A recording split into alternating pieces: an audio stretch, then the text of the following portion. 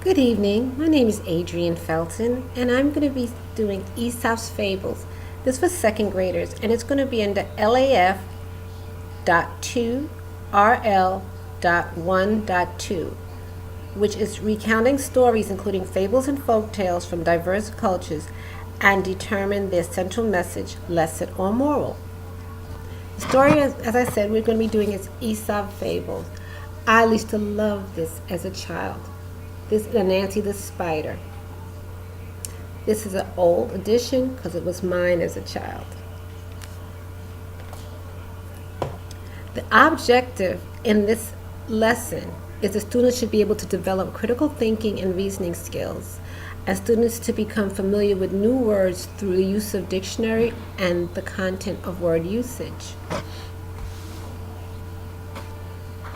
When we finish, they should also be able to learn how to determine what a moral or lesson of a fable is.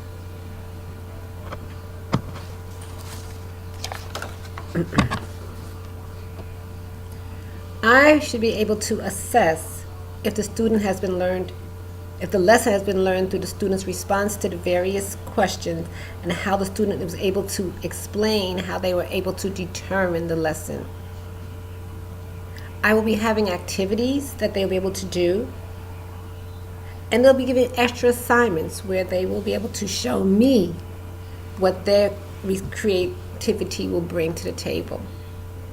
Okay?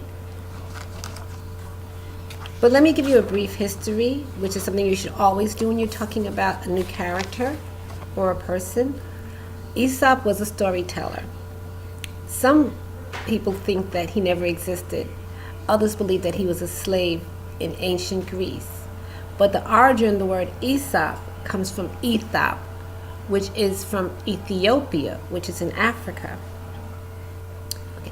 He never kept a written record of the stories he told. However, through years, the stories have been passed on. So it was a monk who wrote down these wonderful stories of talking animals and about the morals, and they have been known as Aesop's Fables ever since. In the class, we will also be having spelling words, and these are going to be extra bonus words that are based on the story, and those words are autumn, stored, grain, fiddle, and disgust.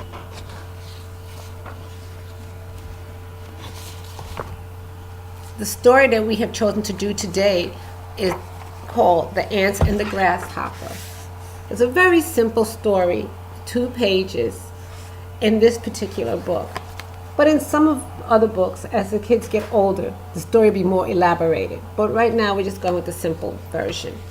And the moral to this story is there's a time for work and a time for play.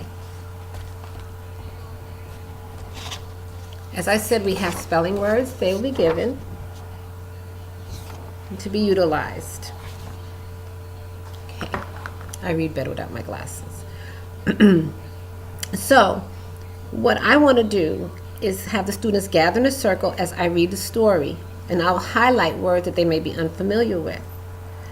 Students will circle those words that they're not familiar with, whether it's through the spelling or the definition.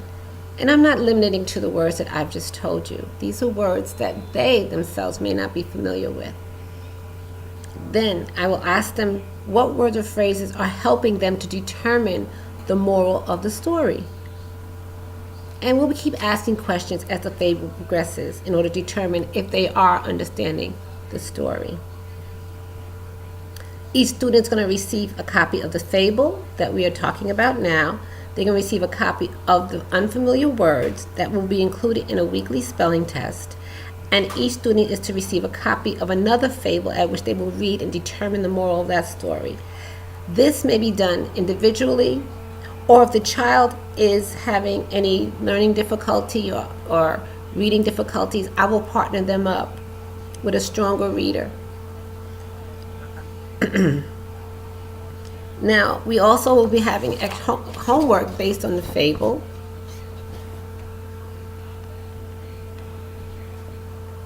I'm not that great with the camera yet. Okay.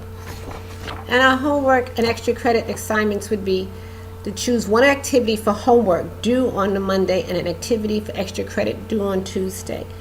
And they will be creating a fable with a moral, create a diorama based on either the fable read or created, and create a poster with highlights from their created fable. So as I said before, what we're going to be doing is they will read a fable and tell me what the moral is.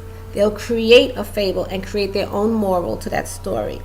So for my video and or audio questions and answers related to the content of video, are these fables easy for second graders to understand? Yes, but they are available in various reading grade levels, and is this standard easily achievable?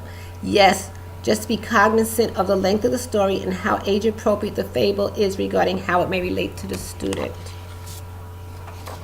So an overview basically will be, viewers were able to see how a fable can be used to teach life's lessons and how to incorporate the following: the spelling words, vocabulary words, creative writing, art, and working in partnership if applicable. Okay. And I'd like to cite standards, information, and resources, where educators go for bright ideas, and it was retrieved from C-Palms, and of course the Ants and the Grasshopper from Aesop's Fables, which was a Rand McNally and Company publication. Thank you.